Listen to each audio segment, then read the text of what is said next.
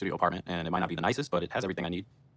The only thing I don't have is a bathroom in the apartment. You have to walk across the courtyard to get to it, which I can see that being annoying. Welcome to another edition of Moving Mad. And in this one right here, we talk about Sophie and Rob for the new season of 90 Day Fiancé Season 10. Now, with that being said, though, when it comes to Sophie and Rob, these are two people that have met on the internet, as you can imagine. And straight off the bat, Rob wasted no time by FaceTiming Sophie to make sure that she was legit, she was real, she wasn't a catfish. And to be honest with you, I respect that. That is something that I would do 100%. If I don't know you and you're sliding into my DMs, are you mad? I definitely want that video call so I know you are legit. Otherwise, boy, I'm out. Skedaddle.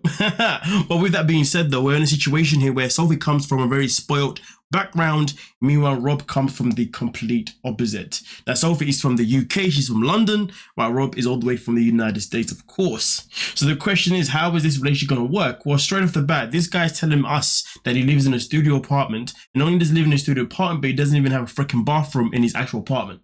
He expects a girl that has basically never paid rent because she's been given everything to her, because she's clearly a little Miss Princess, to be okay with moving in with you, knowing that you can't even provide her an actual bathroom?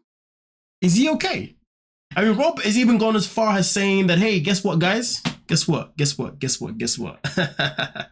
I'm going to find a way to humble her.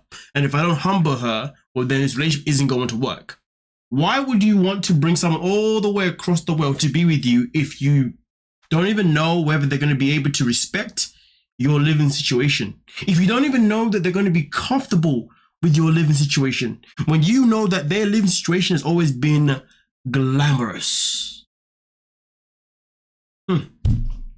People in this world, they make no sense. But hey, we continue. Little odd jobs here and there, but it's frustrating for me because I've been trying to get Rob to move out for months. He's had so much time to find a good job and kind of change the situation he's in. I think Rob is a real man. He just doesn't do some of the things a real man is supposed to do. I'm not going to lie to you. What she just said is never going to make sense to me. I think Rob is a real man, but he just doesn't do things that a real man is supposed to do. So how is he a real man? Biologically, yes, he's a real man. Physically, yes, he is a man.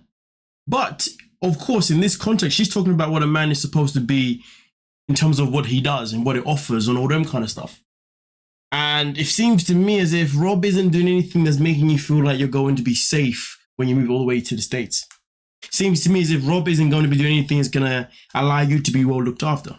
Now, of course, as always, one of Rob's friends does think that maybe Sophie may be using him to come to the US for something else, just due to the fact that her behavior in some situations hasn't necessarily been, they've been very suspect. That's the best way I can go about it. Very, very suspect. And to be honest with you, given the fact that she's come from such a glamorous lifestyle, it is quite interesting why she's more than open to be with Rob, even though she knows that Rob cannot financially be stable right now. And here's the thing. When we talk about financial stability, the problem that we have here is that when she moves, she will be unable to work. Now, at the same time, though, that isn't the end of the world, because her work now is online, because she's someone who's a social media influencer, among other things. So to be honest, if you getting work for her or continue work won't really be an issue. But I do also understand, even though that she can provide, there is no point of living with somebody, moving in with somebody whose financial situation isn't stable. And the problem that we have in this world is that sometimes people get this very, very confused when women talk about that they want a man that is financially stable. Some women, when they say that, it means they generally want a man to come in and pay for everything. But sometimes some women, what they mean is that basically, I have no issue with helping you and providing as well. I just want to know that you are also as stable as I am. So therefore, when we are providing for one another, it's always going to be good. Not a matter of a case of where me, the female, will end up having to provide like everything somewhere down the line because you haven't got your shiz together. And again, to be honest with you, I would have expected someone like her to be with somebody who's going to be pretty much in a position where his finances are in a good place, or at least in a stable place. And the fact they are not, And to be honest with you, I do wonder if Rob has been 100% honest about his living arrangements. But hey, we shall see. Last time she was in LA, bro. Tell me why I saw Sophie on Bumble. She was in there looking for a tenderoni and a date side of things, bro. This is the point here, and the friend is making a very, very good point. Why was she in Bumble? Why was she on Bumble when she came to the States? Why? And Rob even says that the same thing happened in Mexico too, and he's saying this because she's looking for friends. Now, don't get me wrong, if you go on Bumble, there is a section where you can make friends. Legit, there's a section for dating, friends, and networking. Okay, so, and I know this because I used to be on Rumble like about 2 years ago. I don't know, whatever. I don't do online stuff. Online dating is just toxic as hell and it's just catfish. Personally, for me, I wouldn't advise anybody to do online dating, but it works for some and for others it doesn't. But either way though, so I understand that aspect of it. But his friend, Rob's friend, is making a point that, yeah, but I found her on the dating side because that's what I was on. And if she's on the dating side, well then clearly she wasn't doing anything that was legit. Clearly she was misbehaving. You know what I mean? Now obviously Rob's like, yeah, but she may have accidentally went on that side. You don't accidentally go on a dating side. You know what I mean? It's either you're on the friend side, you're on the network side, or you're on the dating side. It's as simple as 1 to 3. It is not rocket science. And at the end of the day, the way he's actually did it in Mexico too is wild to me. Absolutely wild. But listen, you never know though. You never know. Maybe it was an accident. But that is definitely something to be concerned about, because you see, the thing that I found so interesting about Rob and Sophie is that Sophie's the one that actually brought up the idea of getting married. See? Now that is where it goes interesting. The fact that she brought up that idea is definitely something that is very suspect, because to be honest with you, I don't know any woman in the UK that would ever suggest, well, no. Women in the UK would definitely hint at it.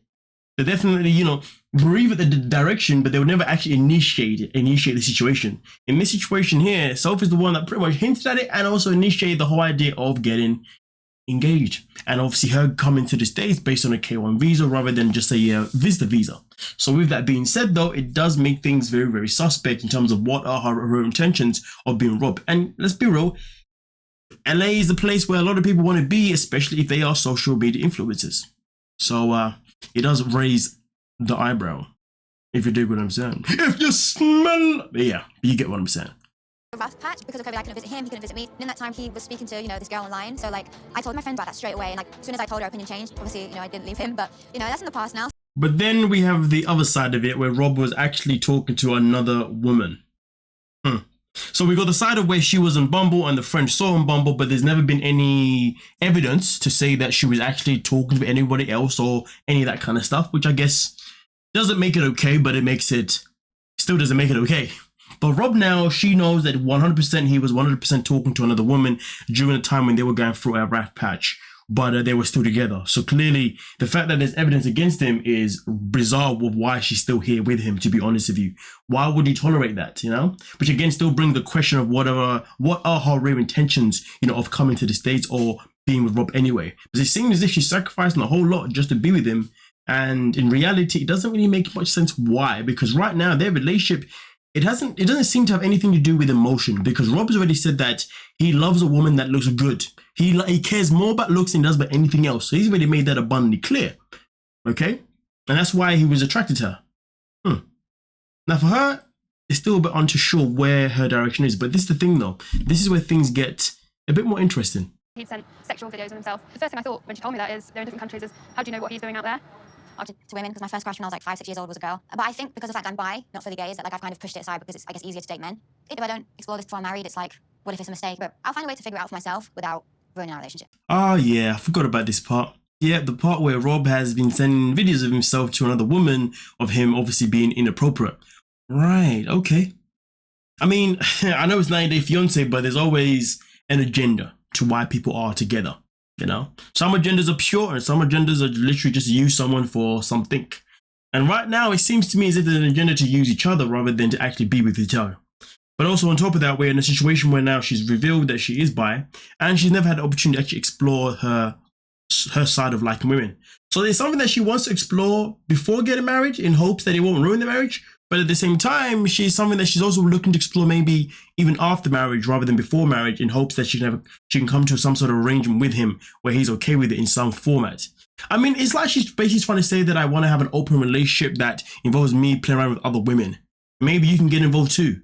Because in reality, in these situations when the woman likes another woman, sometimes those relationships end up becoming ones where the man ends up being a woman who will allow him to also be with other women as long as she's involved as well. I don't know if that's the direction of their relationship, but one thing that I can tell you right now is that their relationship, whichever direction it's going into, it doesn't seem to be a solid one. It seems to me as if a breakup is probably going to happen at some point throughout this season. I mean, it's something that we've definitely witnessed with Julio and Kirsten this season, if anything. Or this season, my apologies, with 90 Day the other way. So I wouldn't be surprised if it's something that we do witness again, you know, in this season here with Sophie and Rob. I mean, if you ask me, Rob has already said that if Sophie can't adapt to my lifestyle, well, then I'm going to have to be out. And then also at the same time, now Sophie seems to be letting a lot of things that he's doing slide, which is very, very weird. Very weird for a British woman, in my opinion. Unless she's toxic, of course. Maybe she's toxic, who knows? But hey, you guys let me know what you're thinking down below in the comment section and we can talk about it. Don't forget to like, subscribe, and of course, peace.